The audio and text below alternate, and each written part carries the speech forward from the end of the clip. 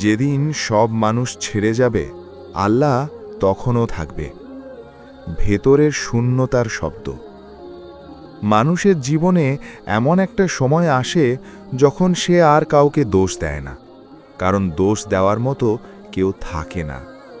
সবাই ব্যস্ত, সবাই নিজের মতো, আর তুমি চুপচাপ। এই চুপচাপ থাকাটাই সবচেয়ে ভারী, কারণ এখানে কান্না আছে কিন্তু শব্দ নেই। এই সময়ে মানুষ ভাবতে শুরু করে, আমি কি সত্যিই কারো? এই প্রশ্নের উত্তর মানুষ দিতে পারে না, কিন্তু আল্লাহ পারেন। 1. মানুষ কেন ছেড়ে যায়? মানুষ খারাপ বলে মানুষ ছেড়ে যায় না, মানুষ মানুষ বলেই ছেড়ে যায়।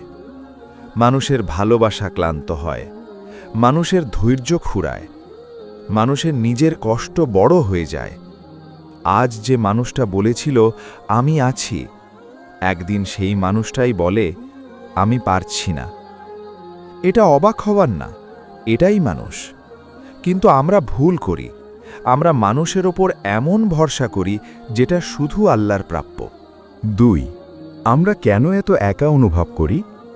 একাকিত্ব মানে একা থাকা না, একাকিত্ব মানে বোঝার মতো কেউ না থাকা। অনেক সময় ভরা ঘরেও মনটা ফাঁকা থাকে, কারণ সেখানে কেউ নেই যার কাছে তুমি নিজেকে সম্পূর্ণ খুলে ধরতে পারো। কিন্তু আল্লাহর কাছে তুমি অভিনয় করতে পারো না। তুমি ভাঙা, তিনি জানেন। তুমি ক্লান্ত, তিনি জানেন। তুমি চুপ, তিনি জানেন। 3. আল্লাহ কেন মানুষকে সরিয়ে দেন? আল্লাহ মানুষকে সরিয়ে দেন মানুষকে কষ্ট দেবার জন্য না, নিজেকে পরিচয় করিয়ে দেবার জন্য। যতদিন মানুষ থাকে আমরা আল্লাহর কাছে ডাকি না, আর যখন মানুষ যায় তখন প্রথমবারের মতো মন থেকে ডাকি। এই ডাকটাই আল্লাহ চান। 4. আল্লাহর সাথে সম্পর্ক কেন আলাদা? আল্লাহর সাথে সম্পর্কটা চাওয়া পাওয়ার না, ভরসার। তুমি ভালো হলে তিনি থাকেন, তুমি খারাপ হলেও তিনি থাকেন। তুমি নামাজ পড়লে তিনি ভালোবাসেন, তুমি কাঁদলে আরও বেশি ভালোবাসেন। এই সম্পর্কেই অন্তরের শান্তি। 5. যখন কেউ বোঝে না। মানুষ অনেক সময় বলে এটা তো কিছু না, কিন্তু তোমার ভেতরে যেটা চলছে সেটা আল্লাহ জানেন। তুমি যে রাতে নিঃশব্দে কাঁদো, আল্লাহ সেই কান্নার শব্দ ছাড়াই শোনেন। এইটাই পার্থক্য। 6. আত্মসমর্পণ মানে কি? আত্মসমর্পণ মানে আমি বুঝি না, কিন্তু আমি ছাড়ছি না। আমি ভয় পাই, তবু আমি বিশ্বাস করি। এই বিশ্বাসটাই মানুষকে ভেতর থেকে শান্ত করে। 7.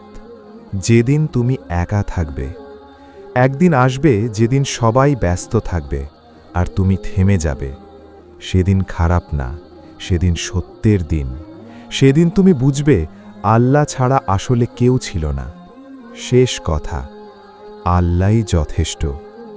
আজ যদি মনে হয় সবাই চলে গেছে, মনে রেখো যিনি কখনো যাননি তিনি এখনো আছেন। আজ শুধু এই কথাটা বুকে রাখো, আল্লাহই আমার জন্য যথেষ্ট।